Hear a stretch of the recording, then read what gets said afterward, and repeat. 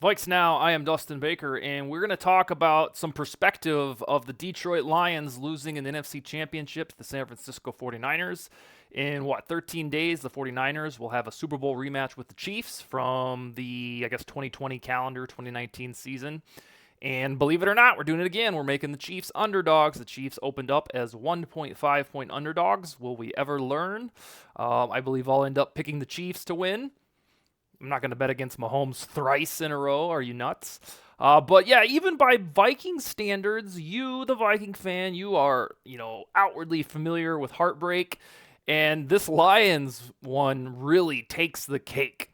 So, of course, the Vikings in their 63 season history, they've given you a lot of heartbreak. But we kind of exaggerate how much the Vikings lose leads.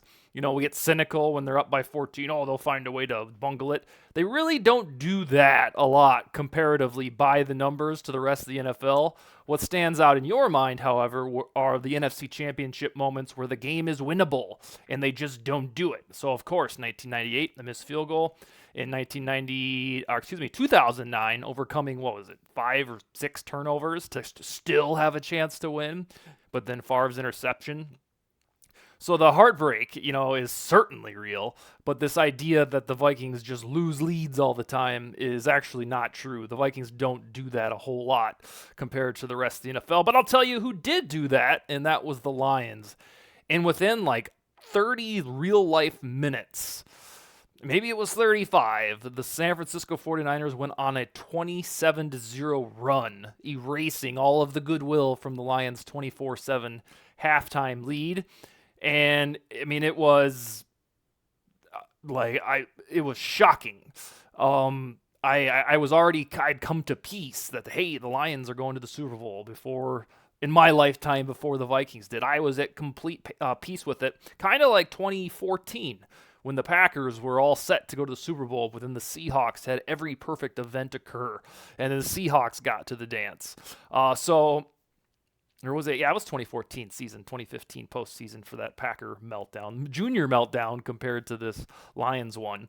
And I was asking myself, gosh, if I would have known, hypothetically, of course, in December, let's say, somebody said, hey, Kirk Cousins is out, and do you want the Vikings to go 7-10 and get the 11th overall draft pick, or would you rather have your Vikings lose a 24-7 lead in the second half of the NFC Championship? I swear to God, I would have picked 7-10 and a cool draft pick over the heartbreak of a 17-point meltdown with the Super Bowl on the line. And it's not so much that the Lions just lost to the Niners, a superior team. It's that at halftime and stuff, you've already emotionalized that, oh my God, I'm a Lions fan. We're going to the Super Bowl. This is so Cinderella. I can't believe it. I love Dan Campbell. And then you have the rug just ripped from your feet. And so I swear I would pick, just give me 7-10. Now, if it was an ordinary loss or an ass beating, I can accept that. When the Vikings lost 38-7 to the Eagles, what was that? What are we at? 6 years ago now? I was like, yep, well, of course this happened. All really cynical, but it's so much better when you just get your ass beat than, oh, hey, we're up 24-7 in third quarter, this close away from the Super Bowl, and then just feel the complete pain of despair. So that's my opinion on, just give me 7-10 and let's plan for the future rather than have your, esophagus ripped from your body by the 49ers. So the Lions, I'm going to get into some of this egregious stuff. Even by Viking standards, the Lions meltdown was mind-boggling. The Lions are the first team in NFL history to have a 17-point lead or more at halftime in the NFC Championship and lose. Before Sunday night, 21 teams had carried that type of lead into the NFC title game, and they all won. The Lions made the bad kind of history. And I know you were probably thinking during that, well, this has happened to the Vikings before. I've seen them lose leads. Yeah, they've done that. Other teams do that as well.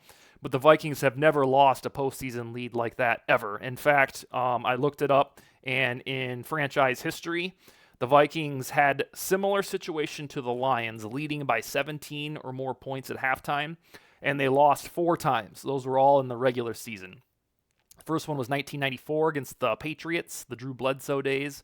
The next one was the following year against the Bengals at Cincinnati in 1995, and then back-to-back weeks with Donovan McNabb at quarterback in 2011. In week 2 and week 3, the Vikings had 17 or more 17-point or more leads against the Buccaneers and the Lions, and later lost. So yeah, the last time the Vikings lost a 17 or more point lead at halftime and ultimately lost the game was to the Lions in 2011. So a little soulless for Lions fans. I don't think there are any Lions fans watching this show. Why would they?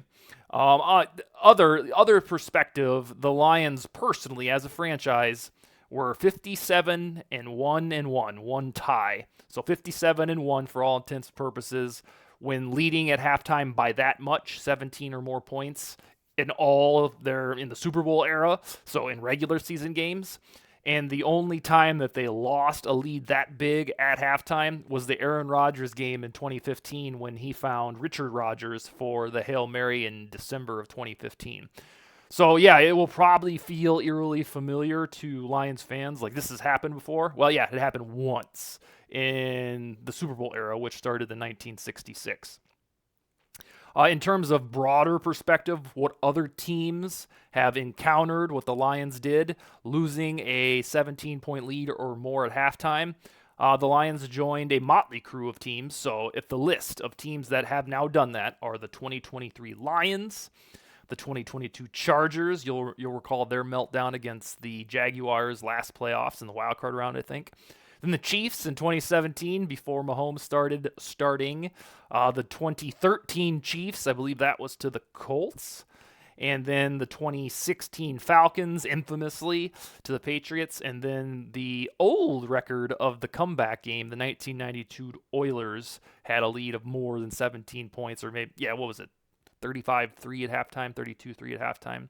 Now that comeback has since been erased by the Vikings. They own the biggest comeback in NFL history. But yes, on the whole, the Lions joined nasty company, only the sixth team in playoff history to lose a lead that big when they, were chilling at halftime in a good spot. So the Vikings, they're a fabulous regular season team. I believe they rank 4th or 5th in win percentage in the Super Bowl era since 1966.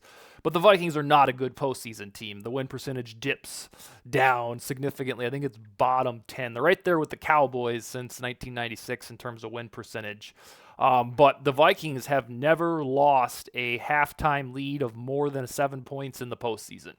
So all of the bad mojo or voodoo that you have in your heart regarding the Vikings in the postseason, that's either because of missed kicks, Blair Walsh talking to your group there against the Seahawks, or it is, for instance, like the 2009 NFC Championship where they still could have won despite their gaffes. So the Vikings really don't lose leads in the postseason.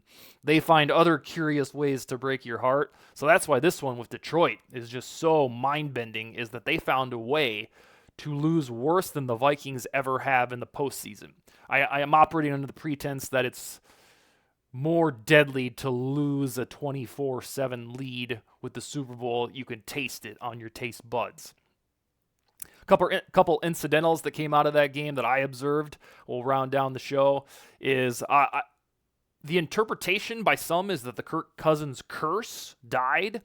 I always thought the Kirk Cousins curse is that no team has won a Super Bowl after Cousins beat that team in the regular season. But I guess it's no team even got to the Super Bowl. That was the Cousins curse. So I think what will happen is the Chiefs, I think, will beat the 49ers, and then the Cousins curse will be tweaked. We'll say no team has won a Super Bowl if a Cousins-led team beat them in the regular season. It's a silly stat, but it's pretty popular out in the digital stratosphere. So based on your perception, the Cousins curse is either dead or it will be modified if the Chiefs beat the 49ers. The other one that was weird that came out is when Jameson Williams scored his first touchdown, and then I think he scored the last one. Vikings fans got weirdly jealous all over again. You know how any game Kyle Hamilton plays on primetime, we're all like, oh my God, I can't believe the Vikings didn't draft him.